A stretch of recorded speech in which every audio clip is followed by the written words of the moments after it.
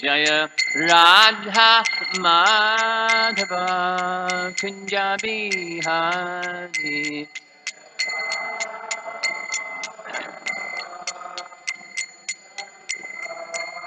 Jaya Radha Madhava Kunja Bihari.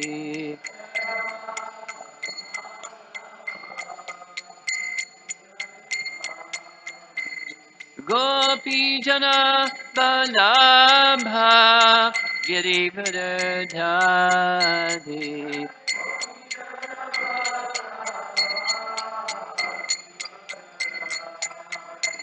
Gopi Jana Balabha Girivardhari.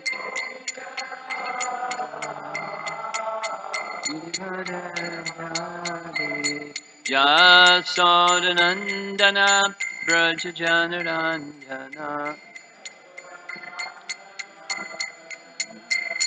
Jasodanandana Brajajanarandana Jamanatira Vanachari Niravanacha Jamuna Tira Vanachari Natira Jaya Radha Madhava Kunja Bihari Madhava Kunja Bihari Jaya Radha Madhava Kunja Bihari Madhava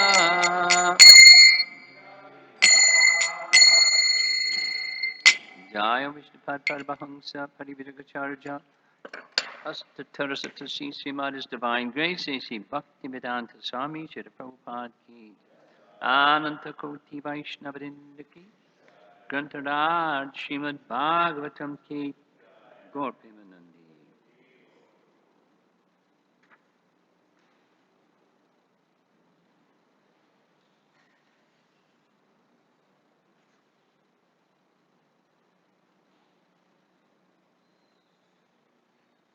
I'm a little confused here. The verse that's written on the board is not the verse for this morning. Can somebody help me out? 62. It says 58, 59, but it's 62. Is that right? Oh, you changed it. Oh.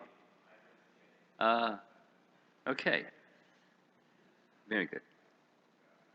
62.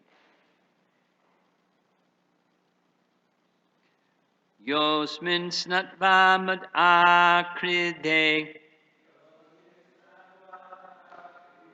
devadim starpaye jalai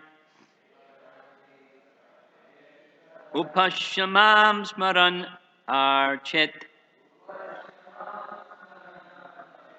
sarva papai pramuchyate Yosmin snatva madakride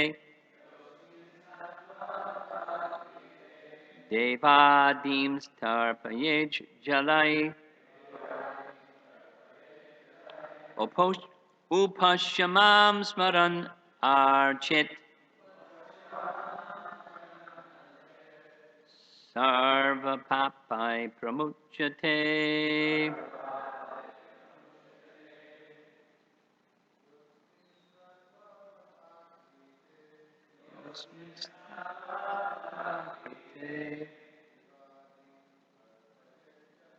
Devadim tarpayej jalai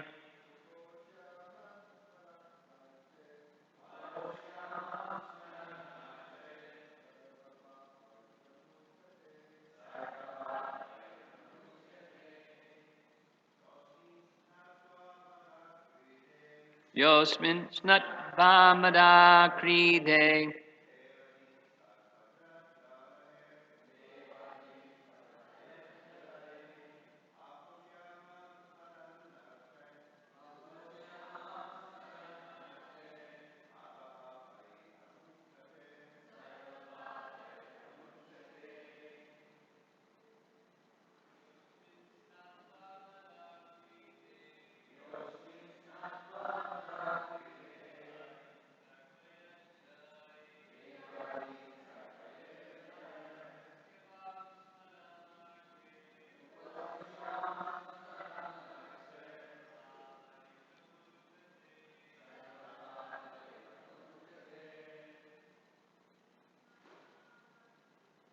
Yosmin snatva akride devadim starpayej jalai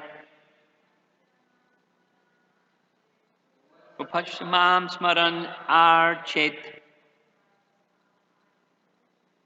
sarva papai pramuchate Yosmin snatva akride devadim starpayej jalai O Pashyamam Smarit Archit Sarva Papai Pramuchate.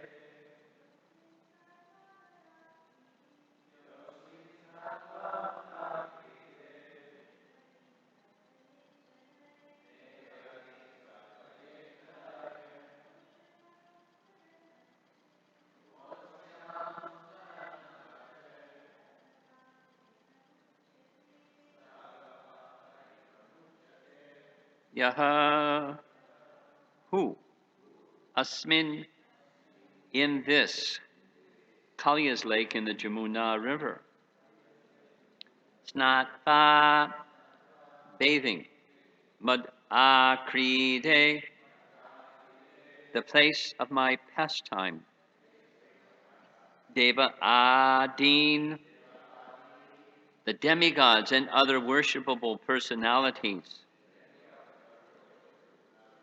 Tarpayet gratifies. Jalai with the water of that lake. Uposha observe a fast. Mam me smaran remembering. Archet performs worship. Sarva papai from all sinful reactions. Pramuchate he becomes freed. I can't help it. Popeye.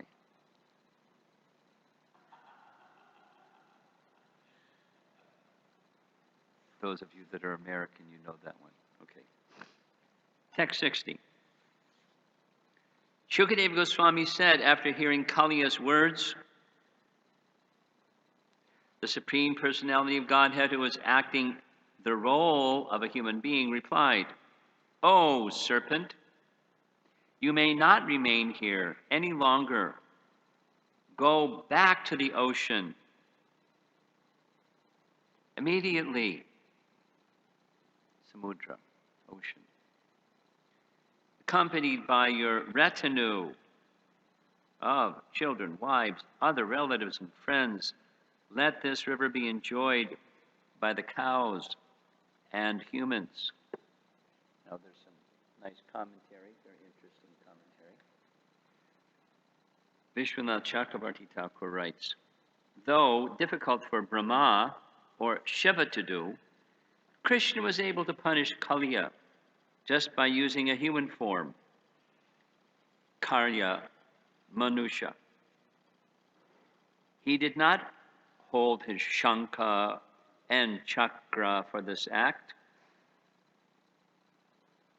Karya can also mean pastime. Thus, Karya Manusha can mean, quote, he who takes a form of a human for performing sweet pastimes. Or, Karya Manusha can mean Brahman which takes the form of a human. Or, Karya Manusha can mean the Lord who performs activities among humans. Karya Manusha said, quote, you must go from here along with your children and wife to the ocean because the cows and cowherd men use this river Jamuna with its water and banks filled with grass, leaves, and fruits. Jamuna Tira. Vanachari. Now earlier in the chapter, it said for quite some distance, all the vegetation and everything had died off. So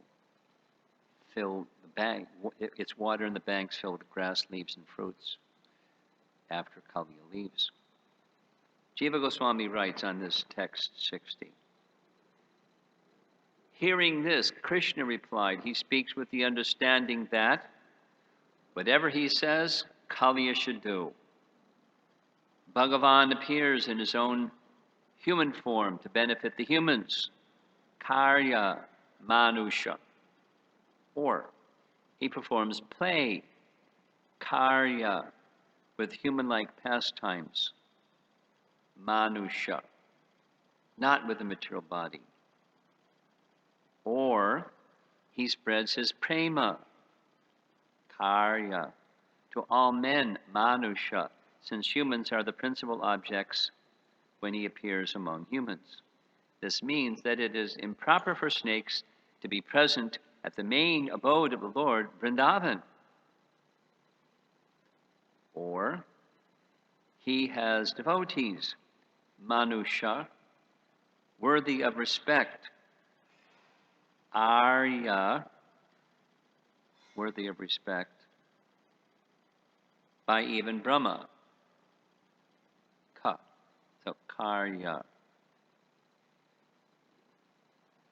built within even Brahma and Shiva would have difficulty, but Krishna was easy. Karya, Manusha. To make them happy, you should not remain here. Oh, snake, it is improper to remain here. This shows that Kaliya's ability to move, since Sarpa means to crawl. He should go with his relatives. The word sva indicates that they had similar poison, and also shows they were dependent on him. So some mention here is go to the ocean, Samudra, and a little background. Kaliya, his previous residence was at Ramanaka Island, which has Ramanaka Lake by the ocean. And Ramanaka is a place near Fiji. And there are legends in Fiji. One of the main deities of Krishna in Fiji is, guess who? Kaliya Krishna. Because that was where Kaliya hung out. And how did Kaliya come to hang out at Ramanaka? I mentioned, going back. Veda Shira and Agashira, Astashira, something like that, living on a mountain. Vedashira was residing there, and Ashtashira said, "Oh, great place! Let's do austerities together." This mountain isn't big enough for both of us. You're going to have to find another mountain. Sorry, Charlie. So Astashira said, "You're a scholar of the Vedas, and you think this is your mountain? Everything's the property of Vishnu. He's the source of everything. Go find your own mountain." So then they counter-cursed one another. This is envy. You should become a serpent. And then Vedashira counter-cursed him. You should become a crow. Now it doesn't say specifically which crow that was, but some accept it was the crow that got liberated in Nila Parvat, the crow that was swooping down and took some water and became a form of Vishnu. At Nila Parvat, in Jagannath Puri, the crow, become a crow. he became. So the counter cursing and counter cursing means from sages, how are they doing that? But there's some benediction at the other end, although it doesn't look like it, at least in this case. So Vedashira became a Kaliya. Kaliya took his residence at Ramanaka. Ramanaka is an island, but there's also Ramanaka Lake, and we told the other history. Ramanaka, so it's the beginning of this chapter.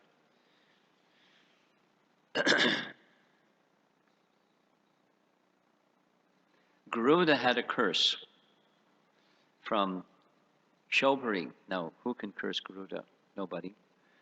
But he accepted, because it was part of Krishna's pastime, that Shobhari was underwater doing his meditation thing, and Garuda came to get some fish, and Shobhari said, leave this place, or you come back again and you're dead. You can't curse Garuda, but he accepted, so he didn't come back. Meanwhile, Kaliya, the serpent, was envious as a serpent, and when Garuda was going to Ramanaka to get food, the serpents made a deal. We'll give you some offering on some periodic basis, and you don't come and take our lives. So Kaliya decided when it was his turn, why him? I'll take the offering, and he ate the offering. So Garuda was after him, and Kaliya fled, and he took advice that there's one place you can go where Garuda won't chase you. Go to Vrindavan. Go to this lake, and he won't go there. That's the lake where Shobhari Muni was doing his meditation underwater. It's a long story.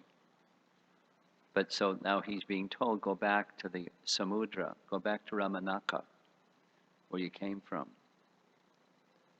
But now he's purified by the touch of Krishna's feet upon his head. Although he's purified, he's still, his tendency for envy is gone, but the indication in the commentary is his associates weren't. They were also poisonous. And so, leave this place. That's text 60.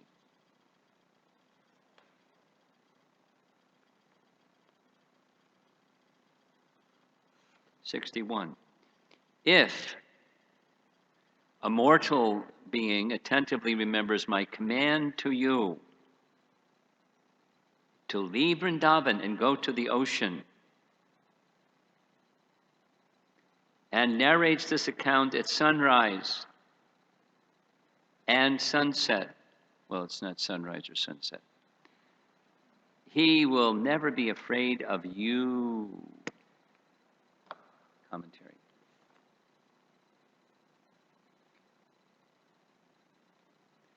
Vishwanath writes, may my fame of being punished by placing your feet on my head remain as long as the sun and moon endure.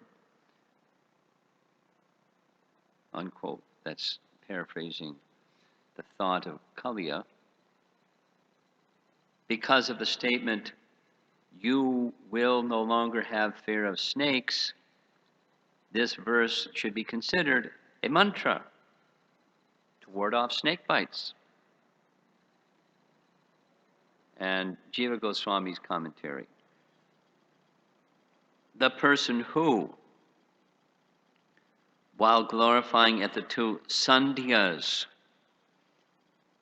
sunrise, sunset, remembers just my command to leave given to you, what to speak of the pastimes in the water, becomes free from fear.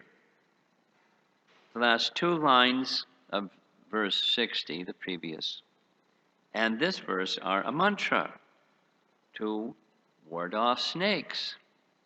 just in case you needed a mantra to ward off snakes. There is another mantra in the Rig Veda, it's a long one, translation given.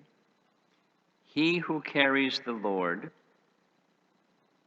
appeared in a lake in the Yamuna. It's Rig Veda. Rig Veda. There may be fear of Kalika, or the snake Kaliya, or his servant.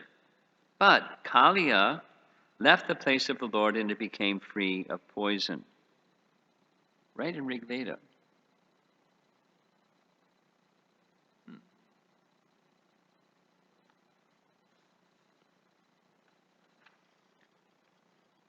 Now, the verse that we chanted this morning is text 62. If one bathes in this place of my pastimes and offers the water of this lake to the demigods and other worshipable personalities, that's this Deva, Adi, demigods, etc. Or if one observes a fast and duly worships and remembers me, he is sure to become free from all sinful reactions. So it's Krishna's giving this benediction. In case you're concerned about sinful reactions, here's what to do. Besides chant Hare Krishna, you can do this. Purport in the Bhagavatam. According to the Acharyas, the Lord spoke this verse to make it clear to Kaliya that he could by no means remain in the Jamuna lake, although the Lord had mercifully pardoned the serpent and ordered him to go to the ocean with all his associates. Kaliya should not even consider requesting to remain in the lake because it was now to become a holy place for spiritual pilgrims. And the purport by Vishwanath, quote, for these reasons you should leave this lake. Here people bathe, perform tarpana. Tarpana means offering of oblations. Take waters and offer to the Jamuna. Fast, meditate, and worship me to free themselves of sin. If you stay, they cannot do this.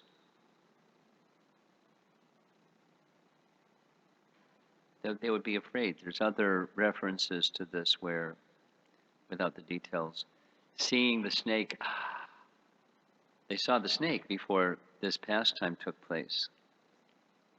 So they were afraid. So if you're around, they don't, so please leave. Even if he's like cleaned up now from his envy. Jiva Goswami comments, by offering water, etc., one becomes free of the effects of poisonous water. Prahlad. If one fasts in a holy place, thinks of me, and worships me, he becomes free of 3 types of sin, along with the desires as well. Muchate.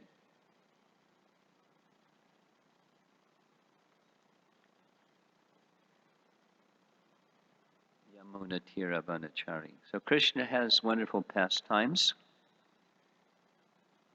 to give us subject matter for hearing and chanting and remembering him. And by hearing and chanting and remembering him, and his pastimes and his associates and his mercy and everything, not only we become free of sins, but more importantly, Yesham Tvantakatam Papam Jananam Punyakarmanam Te Dvandvamoha Nirbhukta. What's the last part? Bhajante Mam Dridha Vrataha. Bhajante Mam Dridha Vrataha. That's the best part. Bhajante Mam Dridha Vrataha. So, Dridha Vrata. Great determination, great vow.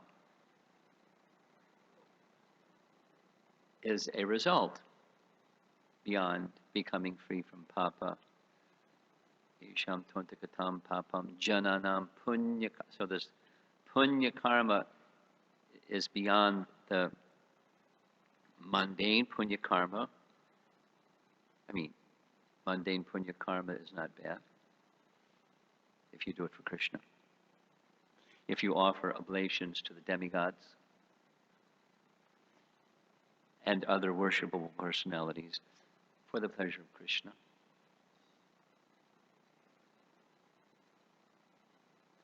The pastime where Nanda Maharaj was being swallowed by a serpent, the occasion was Nanda Maharaj. Now, is Nanda Maharaj a pure devotee or is Nanda Maharaj a pure devotee? So he, the head of all the residents of Braja, went some distant place to offer some worship of some demigod, I forget which one. And they were far away, and so it took all day, and so they took rest out there. And that's when this big serpent came and started to swallow him.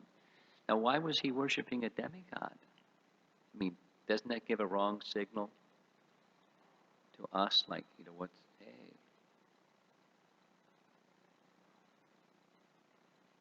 But he doesn't see the demigods as persons who can offer benedictions for material enjoyment? No way. Because he doesn't need benedictions for material enjoyment. It's something similar. The commentary, I don't know. Maybe there is commentary about this. But I know for Katyayani, there's very clear commentary. There's Katyayani, who's an expansion of Durga, or Maya Shakti, and the gopis aren't worshipping Durga or the goddess Katyayani of this world. They were worshipping the internal potency to get Krishna as their husband. That's what our acharyas explain. Now, they weren't Vedantists.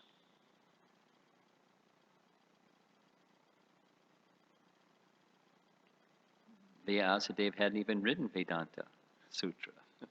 They weren't Vedanta. They were village girls. But they knew, and so they did, and with the purpose. So whether there was like a cognitive purpose or just a practical purpose, they wanted Krishna as their husband, and he reciprocated. Very amazing, super amazing narration by Rupa Goswami of how not only Krishna married the gopis when Krishna expanded himself as each of the calves and cowherd boys, and then there was this marriage when they were little children, so Krishna married them. But Rupa Goswami's Lalita Madhava, Vidagdha Madhava explains in fascinating detail the 16,108 gopis, queens in Dwarka were gopis. Krishna married them. It's way up there, but Rupa Goswami isn't telling a fairy tale. So, it's pastime. And how do we understand pastime other than through the Bhagavatam, and even the Bhagavatam through an explanation of our great acharyas? So while Krishna is offering this benediction, it's, it's more than what it appears to be. Far more. You become free from sin if you offer oblations of the river Jamuna to the demigods.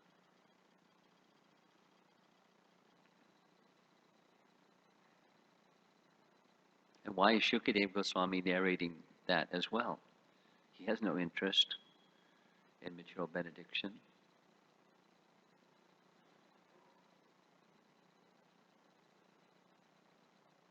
It's the fascinating nature of Krishna is not ordinary. It's beyond ordinary comprehension. And that plays into our lives. Krishna is reciprocating with us to help us come to him. Sometimes, more than sometimes, we don't really understand why Krishna does what Krishna does, or Krishna sanctions what Krishna sanctions. Because it looked like, gee, if I was Krishna, I wouldn't do things that way. Fortunately, we're not Krishna. And at least for Krishna's devotees, at least, according to Brahma Samhita, he takes away, Govinda takes away the root, the very root of interest in fruitive activities. And sometimes it's painful because we're attached to fruitive activities, or we're attached to the sense of being the enjoyer of the fruits of our fruitive activities. Now, it's really basic teaching Bhagavad Gita. Yes, chapter 2, chapter 3, don't be attached. Karma, we discussed it the other evening. Karma evarikaraste ma paleshu kadachana. Ma pala. Don't be attached to the pala. Because if you get attached to the pala, you suffer. You're responsible for the action-reaction, good, bad, and you suffer. Good, bad. You suffer. You get another body and you keep on the wheel of birth and death. So how do you get free from the attachment to the pala? Sometimes you have to undergo an ordeal. Sometimes. There's other means. You don't have to. But if you remain attached, Krishna is very kind. He'll help you. And when he helps you, don't say, ouch. Just say, thank you. Easy to say, right? And then when you go through the ordeal, it's like, ooh. It's really common. Those who are engaged in reaching to audiences, different audiences, it's a problem. It's a faith challenge when bad things happen to good people. And it doesn't even have to be to them. It can be their friend. Why?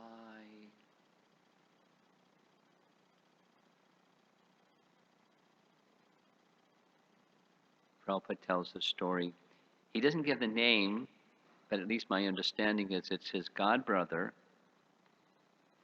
There was a German professor who heard about Bhaktisiddhanta, and he came and he met Bhaktisiddhanta and he became his disciple. He was interested at that time, earlier than that time also, during the British rule, but people of Europe were interested in the Vedas. And the Vedas, the root of the Vedas is India. So he went to India to see, the same professor, that he saw different deities, and then he accepted that Krishna must be God because he doesn't have to do anything. And everybody else is doing something.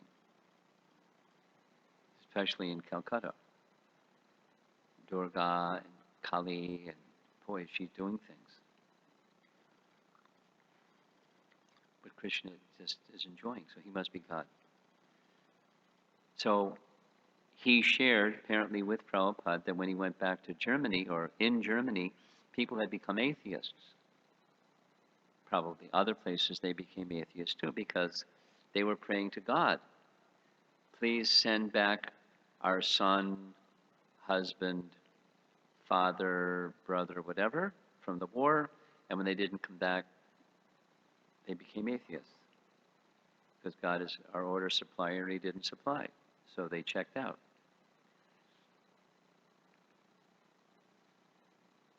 Bad things can happen.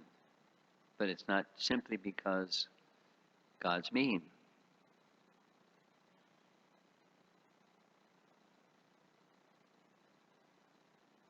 Some people, it works. In the mode of ignorance to hear the wrath of God. If you sin, you go into the bad place. burned. You know that one. Intelligent people aren't inspired by that. But some people aren't intelligent. They're inspired by that. Well, I'd better sit straight because I'm going to get spanked.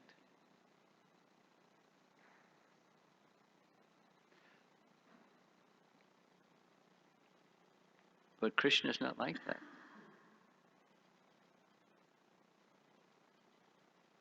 Krishna is all attractive and Krishna is all kind.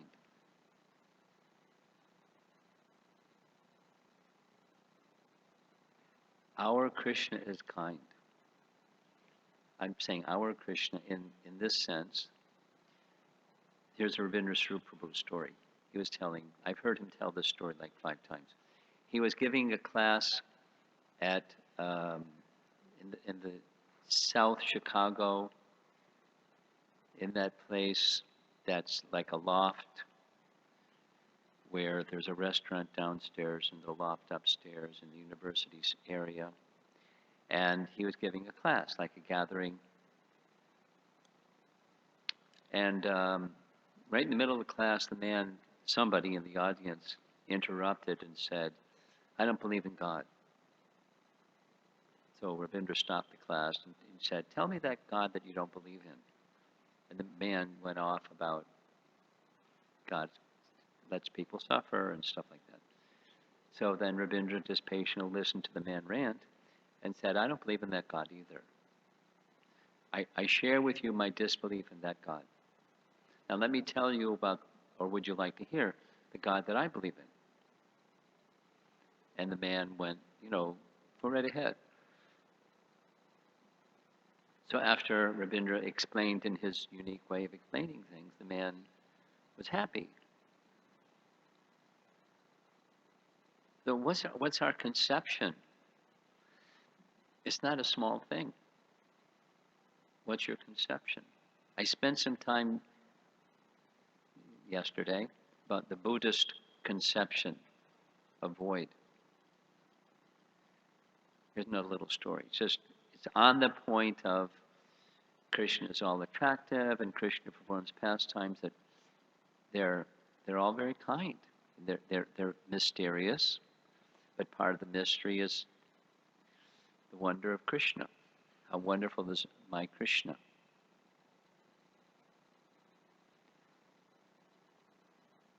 Just a story.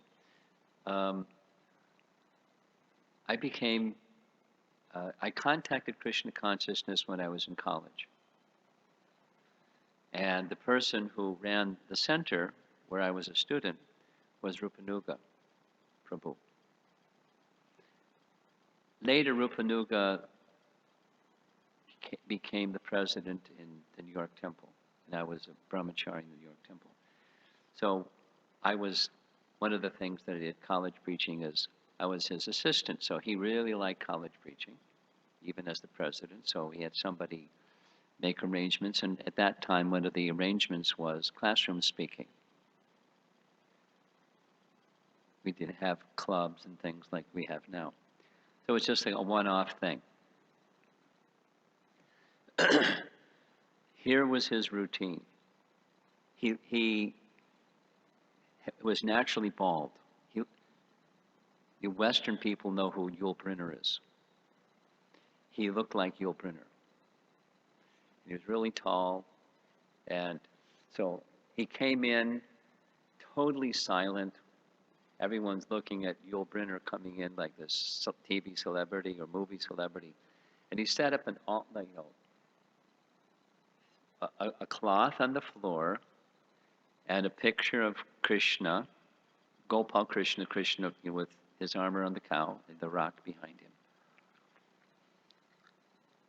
Lit a stick of incense, offered it, said nothing. Just did the show and then sat real straight, and looked around, and everybody was like, what's this guy going to say? And then his first words were, what's the highest truth you know? It was like spellbinding. How are people going to respond to that? But that's where he started. It's like, Krishna asking Ramananda Roy, what's the goal of life and how to achieve it? That's where he started. And then depending upon what people would say, he would dismantle it and say, this is the highest truth I know.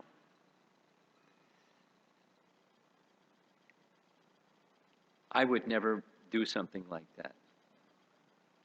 But he did it all the time. It was like his routine. And it was, for his personality, it was effective. Because people really were paying attention. They weren't spacing out at all. It was like, wow. So he had their full attention, and he started way up here. And it's important to know what's the highest truth. It's important to know the concept of God that you don't believe in. The God word is like a no-no these days for a lot of people. Big no-no. So you don't say it because it's a no-no. It's a negative emotion buzz. But, what's the highest truth you know?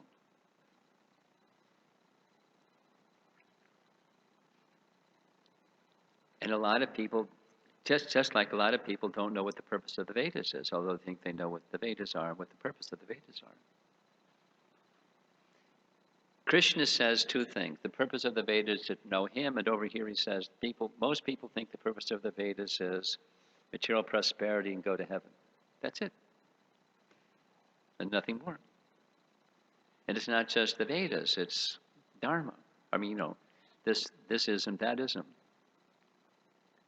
Just a little sharing, same, in China, Buddhism is really popular, and the brand of Buddhism that's most popular is called Pure Land Buddhism, and here's the way it goes.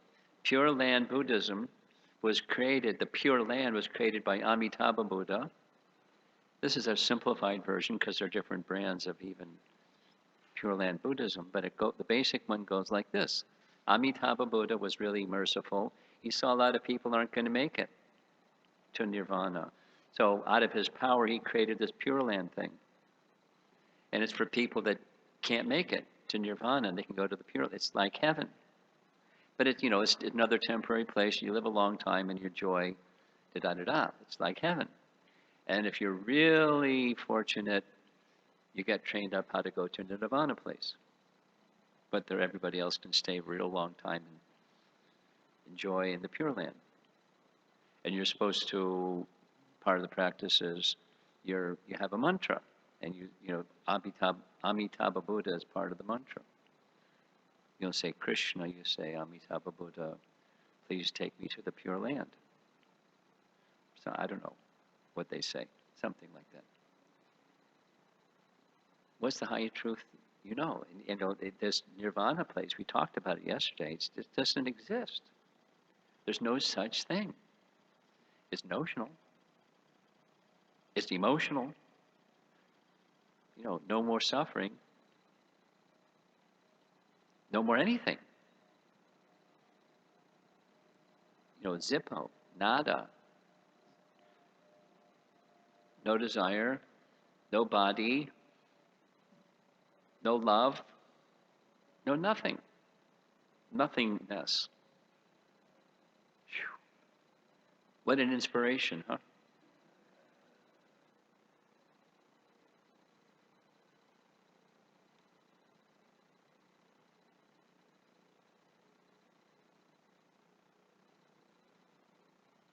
One of the classes that Harisham invited me to speak at, I didn't understand, the truth or illusion pill. You showed the hand with the two pills. Which one do you want? It's a movie story. What's the name of the movie? Huh? Matrix. Yeah, okay. I didn't know until you invited me, what the Matrix was all about. But it's the illusion pill. But they think they're getting the reality pill.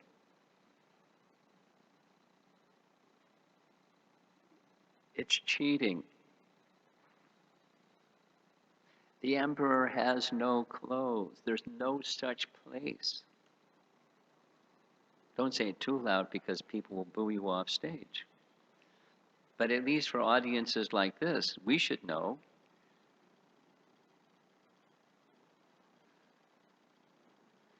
And people don't, pardon me, but people don't follow it anyways. But no, what about us? Do we follow what we say our goal is? Let's clean up our own act before we make it our business to say other people aren't following what their convictions are. It's true. Impersonalism is not a practical way of life. Prabhupada would challenge. It's all one.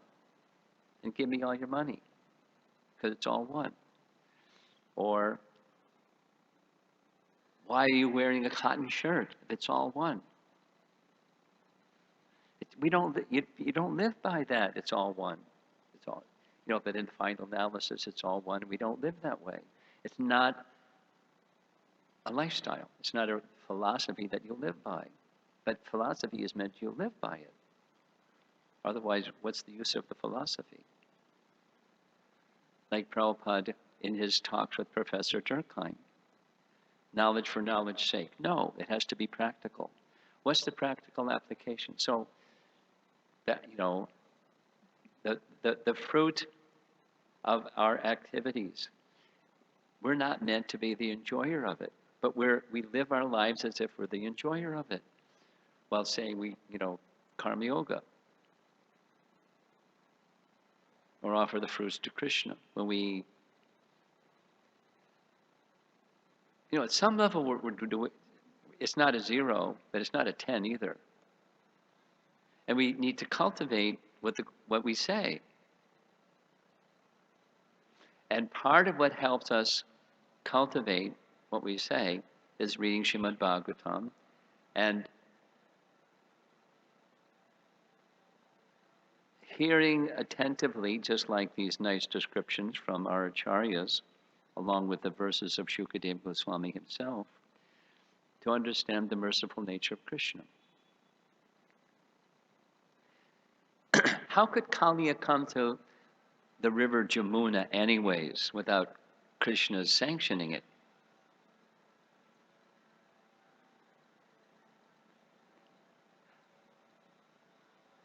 Go back to Kaliya's words. How could he even get the body of a serpent? Not just by his karma, there has to be some sanction. We can't do anything on our own. So why did Krishna do that? So, to perform a pastime, to help us hear some wonderful glories about Krishna's wonderful pastimes. And he can do it however he likes. That's the beautiful thing. We don't have to, I wouldn't do it that way. We're not judges of Krishna's pastimes.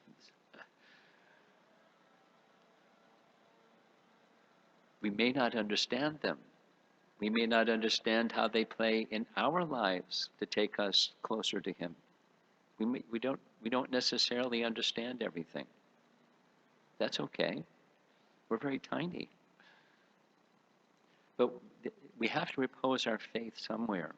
We repose our faith in this Aparushaya Shabda Pramana, Srimad Bhagavatam, and our great acharyas who disclose truths that are being expressed in this Bhagavatam, in our relationship with Krishna.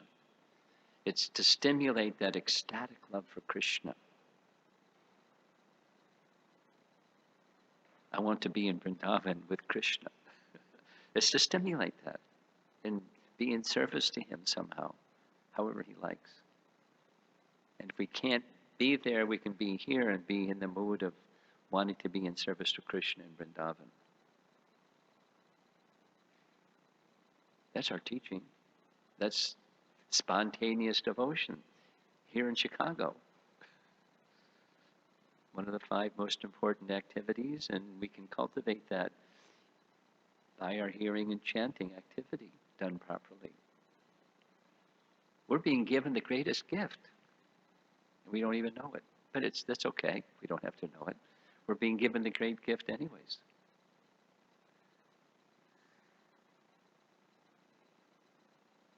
by the mercy of our founder Acharya, whose appearance day we're going to be honoring very soon.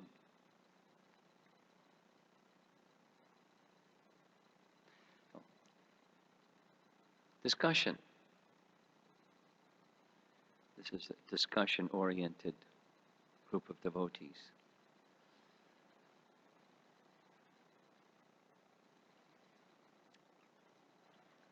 No one this morning? Really? I'll just wait it out and someone will raise their hand. Okay.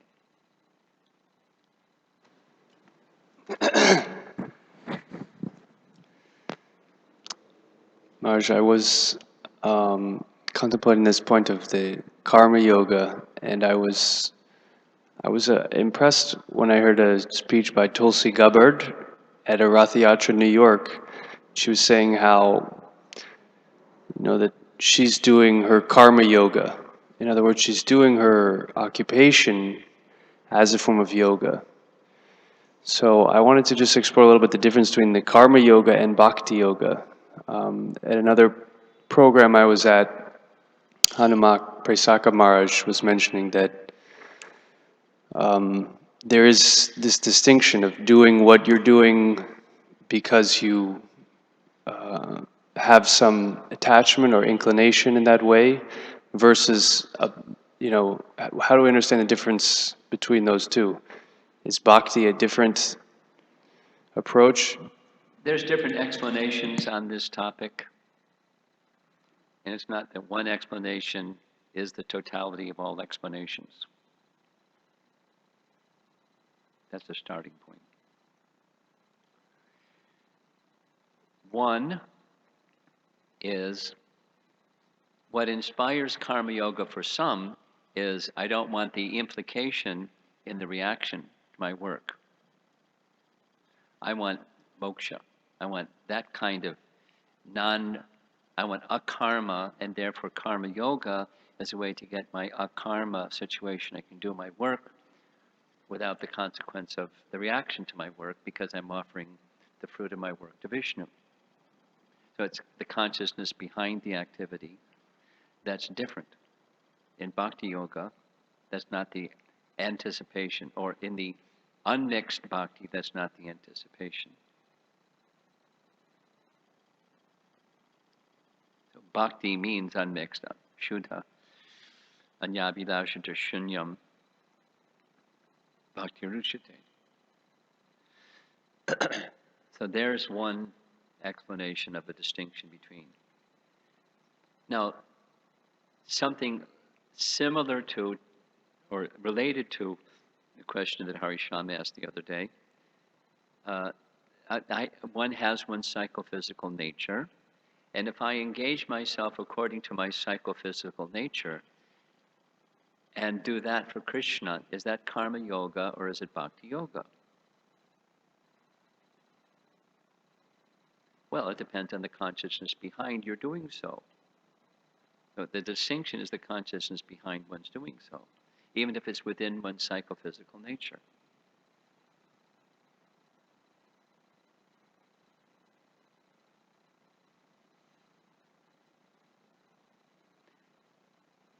Bhakti has the fundamental consciousness that Krishna should be pleased. So like in that little section, don't be attached to not doing your duty or doing your duty. But offer the results of Krishna whatever the situation is. So that's karma yoga. But it's also, buddhi yoga is the intelligence that's driving bhakti.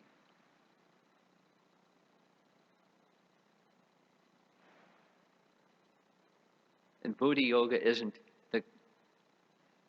Buddhi yoga is the completeness of bhakti, and the intelligence behind karma yoga is not the completeness of buddhi. There's intelligence guiding the one who's performing karma yoga. So why she's using the term karma yoga, you have to ask her. Why she didn't say bhakti yoga instead of karma yoga, you have to ask her. Maybe it's more acceptable for the audiences that she's dealing with. I don't know.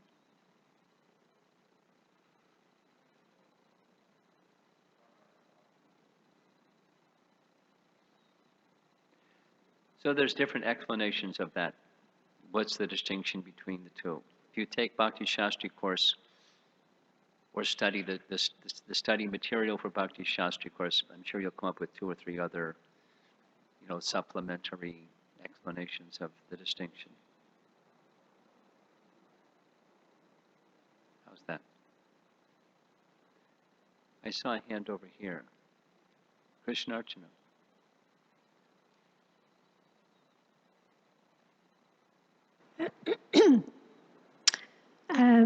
Persons that do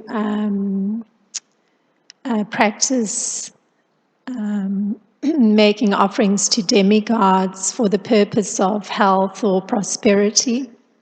For the purpose of? Health or prosperity. Health and prosperity. Yes. Health and prosperity. Okay. You had brought up the point that there's faith gets shaken. So if perhaps illness comes, like severe illness comes, and somebody is practicing making those kind of going through the particular rituals, fasting, or making some offerings to demigods, then indeed the faith is shaken. So it's still like, from my perspective, it still seems a little bit sensitive to advise a person to turn their attention to Krishna exclusively when they're completely attached to their rituals, even though their faith is getting shaken. So what is a kind of a delicate way to introduce a new idea to somebody who's very attached to their various rituals for health and prosperity, even if they're in a faith-challenged spot? Sorry if I do I have to try again? Back what I think you're asking. Okay. Some people are over there and doing things to get something material, and devotees, Krishna devotees are trained. That's going to entangle you further. What's a delicate way to move people from that expectation of some material gain from spiritual activity? What's a delicate way to encourage them? That's what you're asking? Particularly if the persons are indeed in a situation where their faith has got challenged because illness has come instead of good health, or because they have health challenges or some monetary challenge, and so they've got a real need, and so what's a delicate way to help them move to a good direction? Something like that. Well, it depends on the person. Some people aren't delicate. Jai Jagannath shared with me how he and Harisham first met.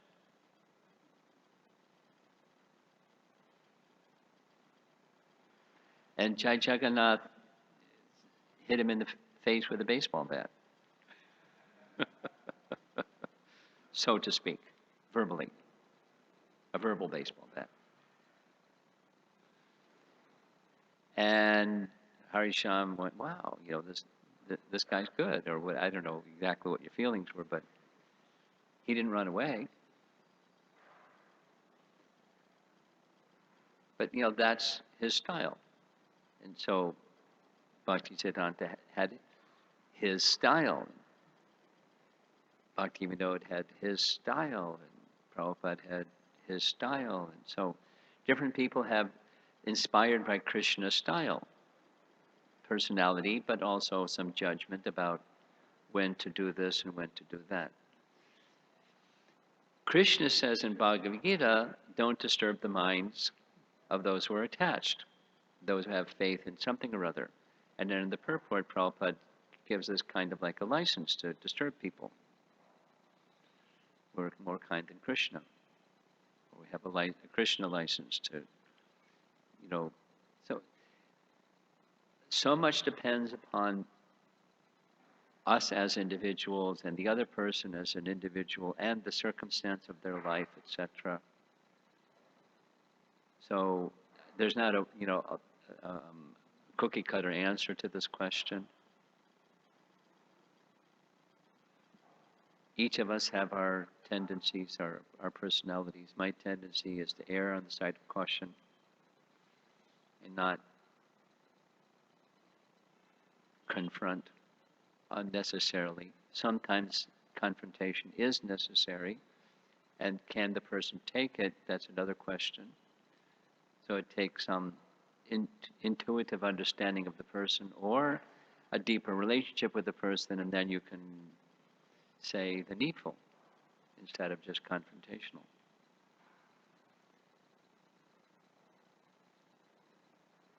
There's a goal. The goal is to nurture their faith in taking full shelter of Krishna. That's the goal. And that which will take one to get there, that's what you do. If that's that's our function in association with others that don't yet have that goal, is to bring them closer to that goal. Where they don't feel judged, they feel encouraged. And that is different for different people. That's my understanding.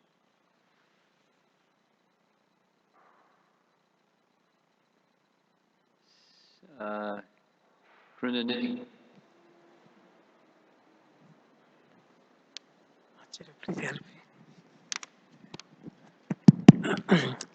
Maharaj, I was thinking because regarding the preaching, you said something about preaching. Something about? Preaching. Preaching. So when we go and outsider, we approach some karmi people. Means those, Karmi people. yes, and we have to sometimes praise them just to. Sometimes. Yeah, sometimes praise them and to get some Lakshmi or to get some. Not just that, Yeah. to give them the opportunity to To engage in Krishna service, consciousness. not Yeah. just Lakshmi. Yeah. So I was thinking, because the Bali Maharaj case also, like Krishna came and he praised, oh, you are so nice, so that, all these things, just to get something from him, like to give. But it's not just to get something from them, it's to connect them with Krishna. Yeah. To connect them with Krishna. Okay. There's many ways people can be. Just I'm editing a little bit because it's not one objective. Yeah. Get something from them. Connect them to Krishna. Yeah, then question is coming regarding Acharya Nishta. He was telling that there is a nice statement in Bhagavad Gita, action in inaction, and in action. So how will you explain that? Which one is appropriate here in this case? You want me to explain the action in inaction and action in inaction? You want me to explain? That's what you're asking? Yes, please. How to? Well, there's a simple and there's a complicated explanation. Let me just do the simple one. There's akarma, where you're doing but there's no reaction. That's inaction in action. Inaction, no karma, when you're doing karma-free activity. Karma yoga, bhakti yoga, yoga. Karma-free. Inaction. Then the other is karma sannyas, bondage. Action in inaction. Okay? Can you give the microphone? Maharaj, we permanently are reminded that we are not the enjoyers. But in my personal experience, I see that the deeper we get into a lifestyle according to the teachings, the happier we get, or at least the happier I get. I'm enjoying it. So, is it that bad? Sometimes I feel like we're like the kids that go with the mother to a park and say like, you cannot enjoy being here. No. Anasaktasya vishayan yatarham upayunjita. You know the verse? Look it up. Rupa Goswami, false renunciation, complete renunciation. So complete renunciation is you do stuff, and you get stuff, but not in the mood when you get stuff, in the mood of being the enjoyer of the stuff. But you accept things according to what's suitable. Now, supposing you're a mixed devotee. I know a few mixed devotees. Supposing you're a mixed devotee, then you may accept stuff that's not really in the asakti, the non-attachment mode. It leads to bondage, the non-attachment, the attachment mode when you get stuff.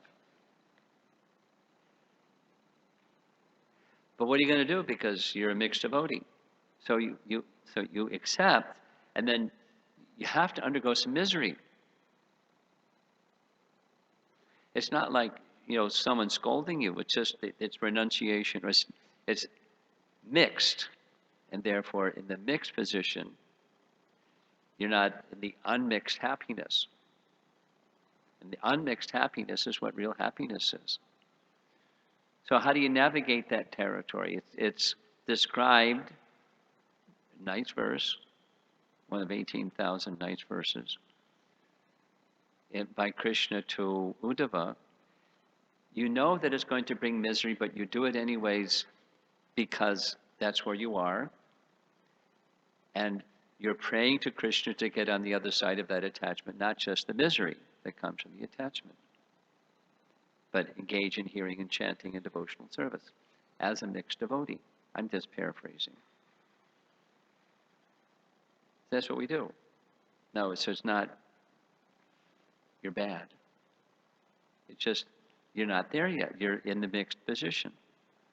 But you have faith in the goal, you have faith in Krishna and the means to get to the goal, and you follow it, accepting this mixed standard while you're trying to get there. Trying to go beyond the mixed standard, praying to Krishna to go beyond the mixed standard, because that's the goal. What's the goal of life and the means to reach it? Just like Chaitanya Mahaprabhu's question. And the answer, the answer, stane statak, stay in your position. Don't get admonished for staying in your position. Stay in your position. Stane statak, and then engage in hearing, in chanting, and remembering. And becoming purified. That's the means, and then there's the goal, the purified condition.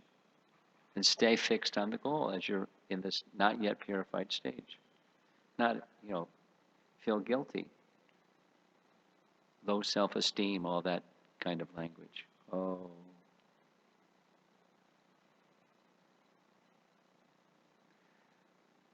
Gokulananda, nice to see you. Hare Krishna Maharaj. Last question, by the way. You mentioned about the talk that you gave on the topic of the movie Matrix. That one pill keeps you in illusion, and the other pill is to bring people to reality. Yeah. So I was wondering how religious institutions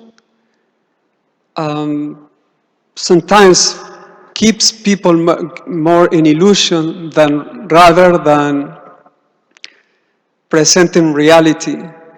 Like Srimad Bhagavatam, we have the verse Dharma Prajito Kaitavo, and it's supposed to break all the upadis of Sarva Upadi Vinirmuktam. It's supposed to.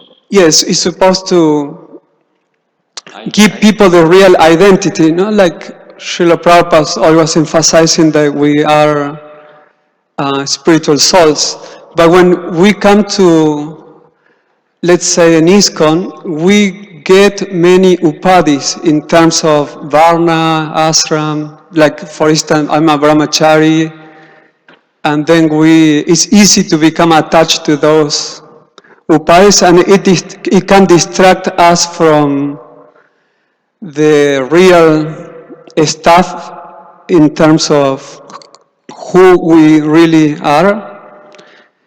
And I was thinking about Lord Chaitanya Mahaprabhu. When he was meeting people, he was destroying his upadis. And the people who were coming to the movement were coming from different social ladder. Yeah.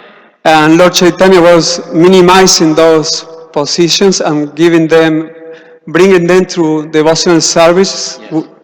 Yes. So I would like if you can comment on how we can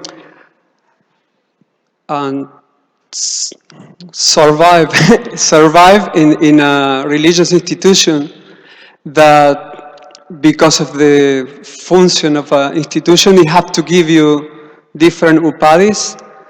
So, but how we can get focus on and get also pleasure from the philosophy, from the practices, rather than looking for a position or getting comfortable with a position. After 10 years of practicing devotional service, we get we get respected by people, and you know what I mean? Yeah, I know what you mean. Yeah. It's three things. Your questions are often in the category of the voice of social conscience, and I like it. Second is this very topic that you're bringing up is exactly one of the Gita Nagari retreat themes, which was acceptance and moving forward. So it's all recorded. You can listen to it. Different speakers with different perspectives on that topic. And it's one of Jai Jagannath's favorite ones, acceptance and progress as an institution or a religious organization. Then we're all individuals and we're going to move according to our spiritual capacity, according to, so many variables. But the principle is acceptance and progress. And then finally, Bhaktivinoda Thakur writes, don't be complacent, accept what's realistic for you, and always be ready to move on. That's acceptance and progress. That was the principle from Bhaktivinoda Thakur's teaching. And a principle for religious institution, religious organization.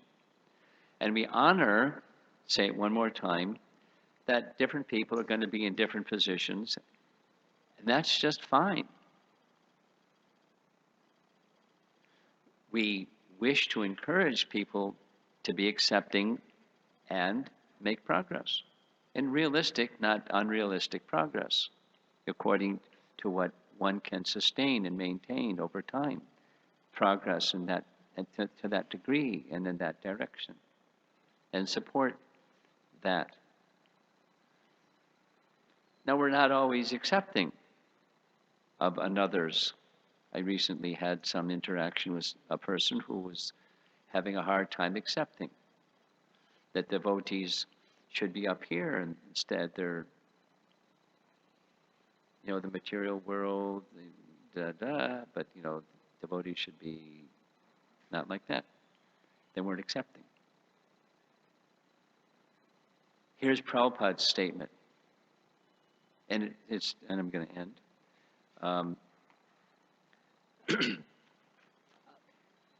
One lady wrote a letter to Prabhupada and said, Swamiji, you're doing wonderful work.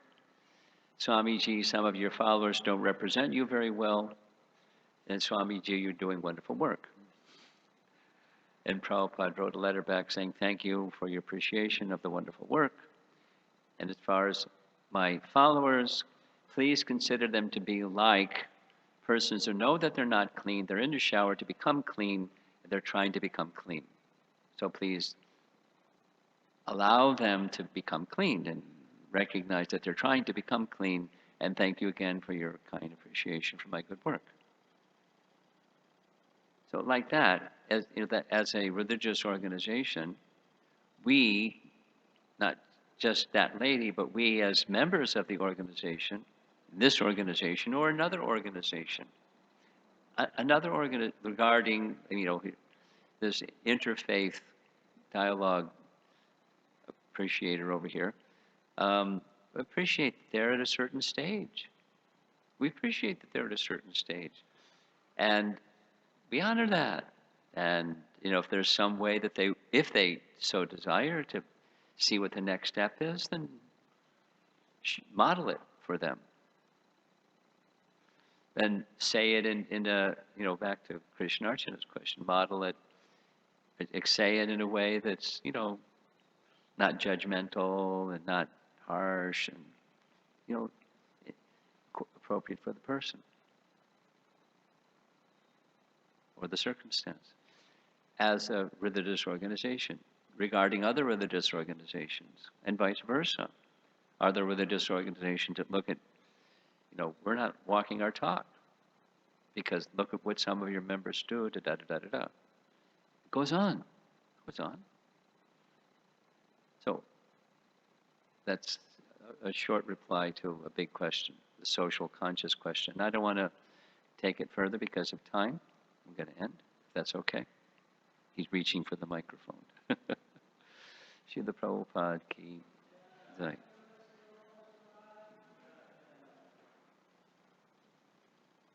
Is that Gopasundari? Wow. Haribol.